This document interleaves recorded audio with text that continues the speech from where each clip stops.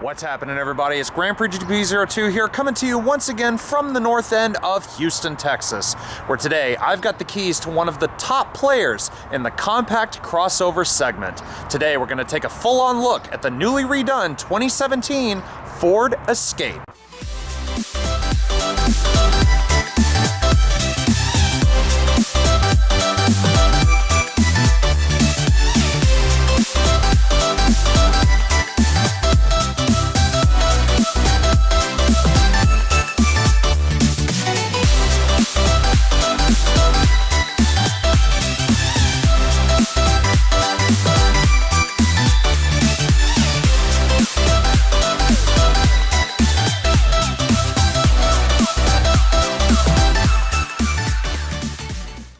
Alright everyone, so here it is, the brand new 2017 Ford Escape.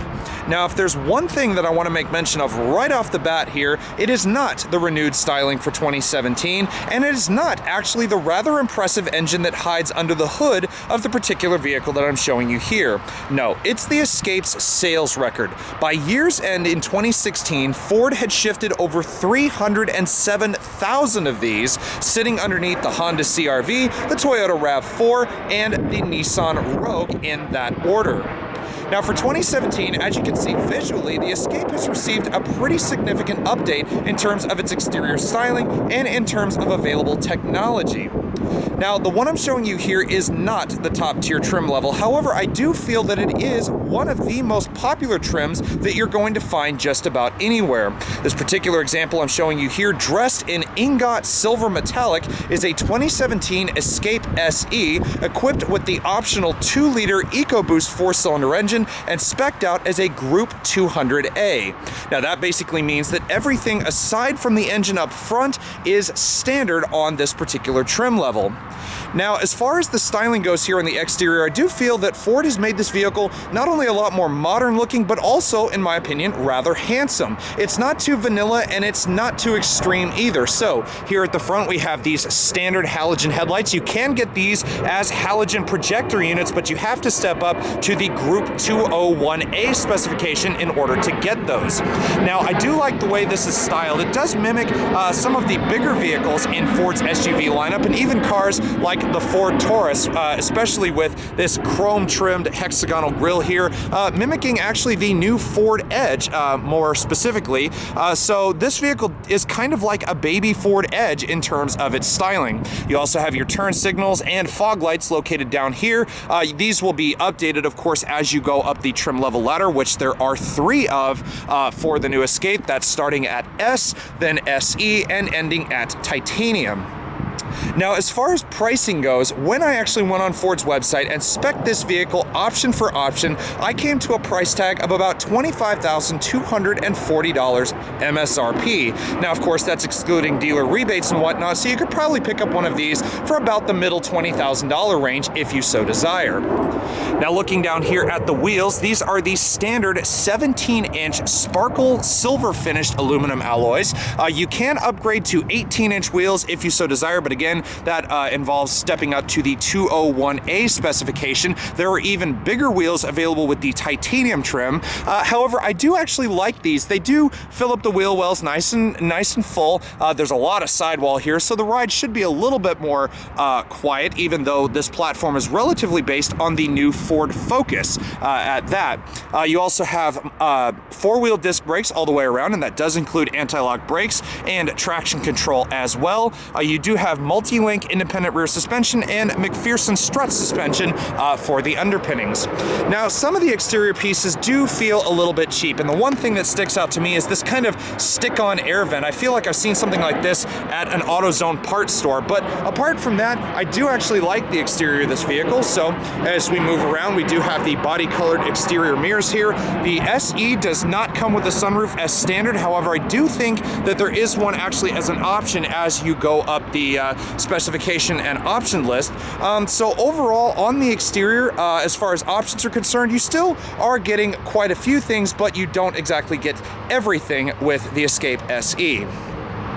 Now as we come around back here again, you can see more of the revised styling with these wraparound taillights. These are just standard halogen bulbs, no LEDs or anything like that here. Your amber turn signals over here on the outside, and then your reverse lights on the inside. Now then, of course, you have your little EcoBoost badge. Now this car comes with an EcoBoost engine as standard. However, it's not the 2-liter unit that we have in this one.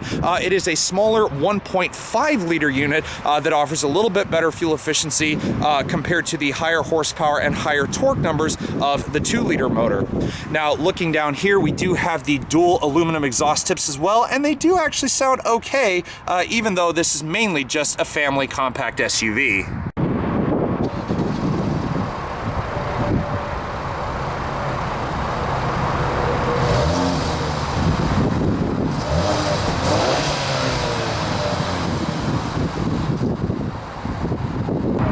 So finally finishing everything off here at the back of the Escape. Here, standard on the SE, we do have a rear backup camera, but unfortunately there is no rear parking assist system to go along with that. You have to upgrade to either the 201A spec Escape or even go all the way to the titanium in order to get such an option. Now, call me a little bit old school, but one of the things that I miss, even on small crossovers like this, is having a separate piece of glass that actually raises up rather than having to lift the entire tailgate when you want to get into the back of the vehicle. So here on the trunk latch, there's only one small button that opens the entire lift gate rather than two separate pieces, like even on some of Ford's older SUVs. I remember they used to have that split rear glass there, and that is one of the things that I actually miss on SUVs nowadays. But in the end, looking at it from the outside, I actually do think Ford has hit a bit of a sweet spot here, because like I was saying earlier, it's not too extreme, but it's not too vanilla. And to me, the Escape is still a very handsome vehicle, and Ford has done a great job, in my book at least, of getting away from kind of the cheap, plasticky, kind of rental car-like image that, in my book, the 2013 to 2016 Escape had in a lot of cases, and giving buyers in the crossover segment a little bit more of a premium vehicle at a not-so-premium price tag. Now, as much as there is to talk about here with the exterior, it's on the inside where you spend most of your time that you really start to see a lot of the changes.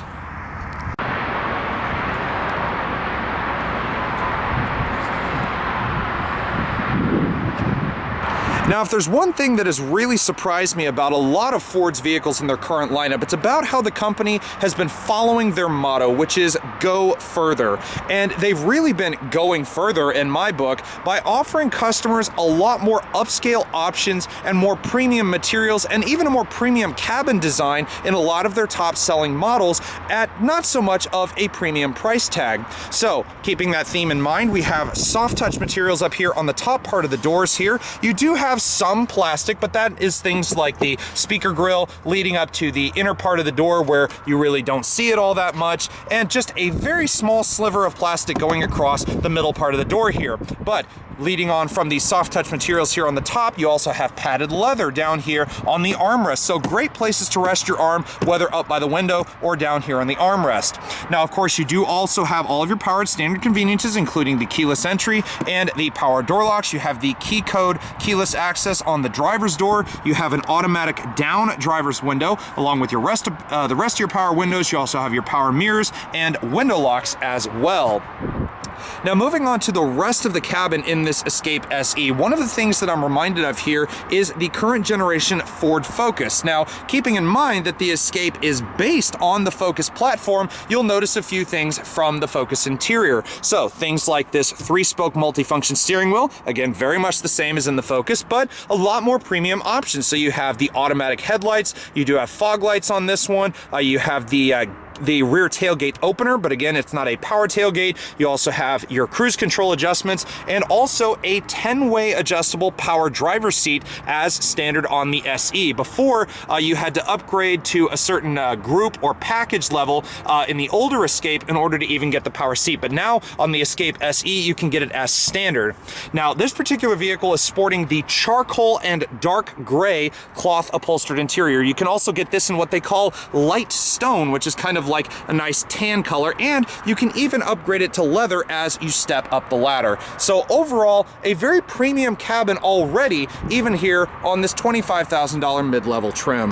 Now finally, sitting myself in the driver's seat of this 2017 Escape, there are two things that I really want to make mention of right off the bat. And the first thing is the visibility in here. For starters, the windshield in front of me looks huge, and it is raked away at a pretty decent angle, so it does allow quite a lot of light in here through the front. The side windows are pretty good profile, and I actually can see past the B-pillar there and right past the passenger seat out that right rear window. As far as rear visibility, I do have the rear view camera, but out the back window, it is a little on the small side, so the rear view camera does actually help, especially in backing up situations. You do have small little blind spot mirrors there right on the upper corners of each of the exterior mirrors. Now you can get the blind spot indication system, but you have to step up to the 201A spec on the SE in order to get it here for 2017. Now the other thing I'm really liking real quick is the ride height. I do feel like it's a little more car-like. I feel a little bit lower to the ground than in some of the other crossovers in this particular car's category. But at the same time, I actually like where I'm sitting. Again, I'm about 6'1", and I have plenty of visibility out the front, and the ride height really does not feel like my butt is dragging the ground, so to speak. Now, this particular SE does not come with the push-button ignition, so we have Ford's standard key fob to go ahead and start this thing up. You do have lock, unlock, your panic function. If you did have a trunk release using this particular key fob, it would be here in the lower right-hand side, and you also have that very, very thin little key blade and a very small ignition cylinder to actually get it in. I see a lot of people doing stuff like this, trying to get the key in with cars like the Focus and this Escape, but it's pretty easy. If you just look, you just insert the key. You get that standard Ford chime when you put the key in. And then I'm getting two different chimes here, one telling me that the door's open, the other one that the ignition's on, but turn the key and...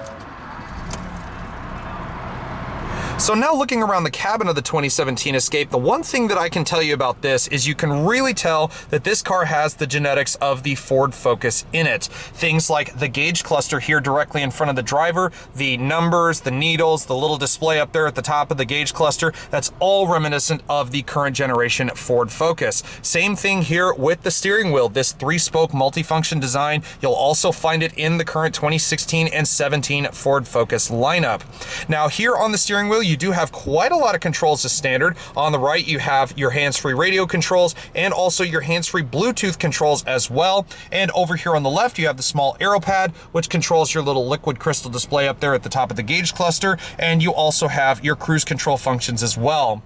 As far as the wheel itself, here in this baseline SE, it's trimmed in that kind of plasticky, vinyl-like material. You can get this as an option with a leather-wrapped steering wheel if you so desire, but here in this basic one that I have, we just have that vinyl-like material instead. It does have the grip extensions up here at 10 and 2, and they're pretty substantial in size, which is actually quite nice because my hands are rather large. So great place to rest your thumbs, and overall not too bad for a steering wheel. Now also you'll notice that you do have paddle shifters here on the back of the steering wheel. Again, this car has the optional over 240 horsepower 2-liter EcoBoost 4-cylinder engine, an upgrade over the 1.5-liter EcoBoost engine. So more horsepower means it's going to be a little bit quicker, so Ford wants you to have some kind of sporty experience, which is why they've put these paddle shifters here on the wheel. So the left one will shift down and the right one will shift up. Now, as far as the gauge cluster itself, again, I was mentioning it earlier, you have the ice blue needles and all the numerics and everything, again, right out of the Ford Focus. But let's go over that display for a second. You can see you have your different trip meters, trip 1, trip 2, vehicle information and settings. But if you push right, you can see you go into the overall trip meter, everything like that, the trip timer, how many miles, your average miles per gallon, instant fuel economy and your range to empty, your digital speed, trip odometer, and then just basically larger versions of what you just saw in that 4-quadrant screen up there just a little bit ago. Now, as far as the rest of the cabin goes, there are a lot more of the soft touch materials in here. Things like the dash, the upper part of the gauge binnacle. You can feel a lot more soft touch materials up here on the dash, but then again, you also have your array of cheaper plastics as well. Now, just to the left of the steering column, we mentioned it earlier, but we do have the fog light controls. We have the trunk opening system, the automatic halogen headlights. Again, you can get projectors if you want, and you also have your cruise control functions as well. Now, moving over to the center console, this is a bit of a mixed bag for me. There are some things about it that I really like, but there's just maybe one or two things that I'm not so much a fan of. Now, originally when I got in here, I was not a fan of that smaller display up there at the top, and the reason was it looks so far away from where you're at. But then again, if you're sitting right here and looking directly out the windshield, it is right in line with your peripheral vision, so you can see your backup camera, you can see your radio display and everything without having to turn your head too far. So it's a bit of a mixed bag as far as that little display goes. Now, you can get a bigger display with things like the new Microsoft Sync 3. You can get Android Auto, Apple CarPlay, things like that, but that you have to upgrade to the SE technology group in order to get it. So that is a little bit of a downer, that you have to upgrade a lot more and spend a lot more money in order to get more advanced features, unlike some of the other crossovers which offer that already as standard.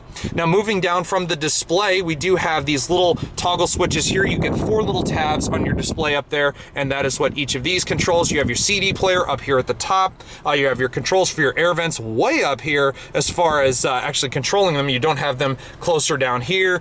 They're just your typical ones. You can close them, open them, things like that. Now, as far as the radio system in this car, you have a standard 6-speaker audio system on the SE. So you have 2 speakers on each of the A-pillars. You have 1 in each of the front doors and 1 in each of the rear doors as well. Now, it does make a pretty decent noise, and it's not as great as the upgraded Sony stereo system, but again, it makes a decent noise when you want it to.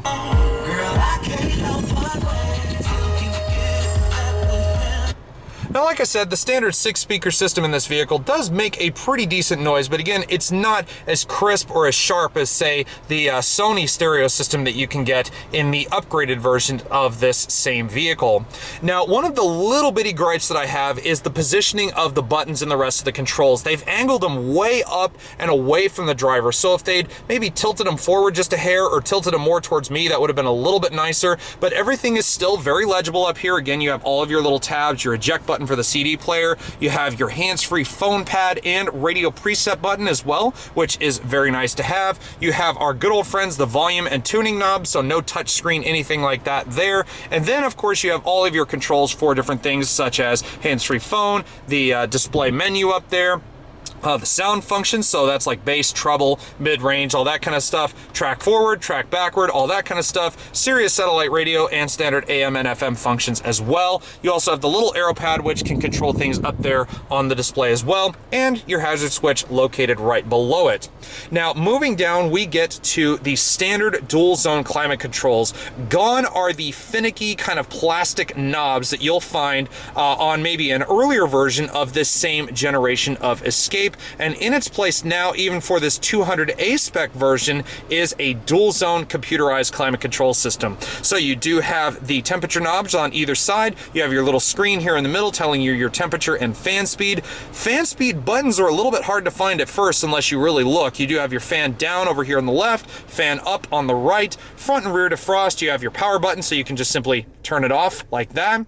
You have your maximum front defrost, which is kind of cool. And then all of your climate zone buttons here in the middle, and you also have maximum AC as well as an automatic function here on the left knob.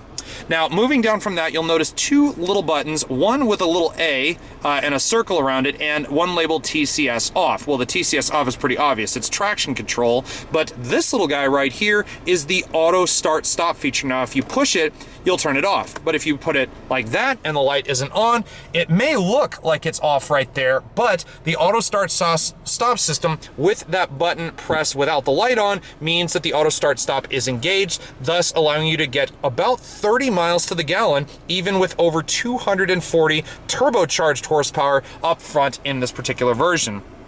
Now, down here in front of the shifter, we do have the USB inputs, and if you lift this little tab up, you also have your 12 volt 120 watt or a 120 volt outlet, just a little cigarette lighter style outlet. And then we move to the center console. Now, this particular vehicle with the 2-liter engine has a specifically calibrated version of the 6-speed select shift automatic transmission. Now, in the more basic versions, you used to have low gear selection, but with this 2-liter engine, again, why I was mentioning the paddle shifters earlier, is you also have sport mode. So you pull it all the way back, and if you leave it like that, then the car will just shift a little bit quicker, but then you also do have the manual mode, which can be activated via the paddles. Now, I did mention earlier that my particular vehicle does come standard with a rear backup camera. So you put the car in reverse, and as you can see up there on the display, the rear backup camera does appear, but it is also nice that it does come not only with guidance lines, but also with trajectory. So as you can imagine, whichever way you turn the steering wheel, the trajectory lines are going to follow. So it is nice that even on something a little more basic like this particular vehicle, you do get a nice little high-tech backup camera to go along with all of the other options inside. Now, just behind it, you do have an electronic parking brake, so to activate it, just pull up to set. You get the little icon that appears on the dash, and then to release, just simply put your foot on the brake and push it forward. You'll feel the brake pedal firm up, and that's how you know it's actually released. You also have a little bit of storage here with this little tray, same with the little cubby that's big enough for your mobile phone. You also have 2 cup holders and an even bigger tray right back here, and then you lead into this dual tier center console. Now you have the first little tier, pull the trigger on the far right, and you have this little tray up here at the top, but if you open it all the way up, you do have the 12 volt outlet down here in the middle, and a pretty decent amount of storage. It does actually go quite deep. It goes a pretty good ways down, so definitely could store a lot of stuff in the center console. Now, when it comes to the Escape's rear section, unfortunately, this is where this vehicle falls down just a little bit compared to some of the competition. When you first step in, the entry is quite sizable, so even a taller person like myself can get in, but once you get in, if you sit just kind of normally instead of sitting bolt upright, unfortunately, my knees have to sort of go towards the indented portion of the front seat here. Now, this is the seat where I would have it as a driver. So again, I'm about 6'1", so again, I am a little bit on the taller side. So if you had a shorter driver, you may have a little bit more leg room here for taller passengers in the rear. But the other problem I'm having with the rear seat is I feel extremely close to the passenger that's going to be sitting in this seat. There is almost no middle seat here whatsoever. But at the same time, you can use that area for the little center armrest here, which comes with 2 available cup holders. So if you wanted to fit 5 or 3 people across, or 5 people total in this vehicle here, it may be a little claustrophobic here for the passengers in the back. But these seats are 60/40 split fold, which does allow for quite a lot of cargo room, and the levers are located on each of the sides of the seats. Now, in the event that you want to escape and actually throw a whole bunch of stuff in the back of this vehicle and take it on a trip, the 2017 Escape is actually quite accommodable. When you open the rear door, for starters, the entry is actually quite large, and one of the things that I do like is that the floor is rather low. You don't have to lift stuff up very high in order to get it into the rear of the vehicle here. Now, upon initial entry, you're looking at 34 cubic feet of total cargo room. However, like I said, those rear seats do fold down 60/40 split, thus increasing the cargo capacity by double. Ford say you can get up to 68 cubic feet of space with the rear seats down. Now, you do have a little bit of a removable floor here under which you'll find your compact spare tire and your toolkit and all of that stuff, so pretty accommodable stuff. And it's actually nice that Ford doesn't give you a fix-a-flat and actually gives you a rather decent sized spare tire.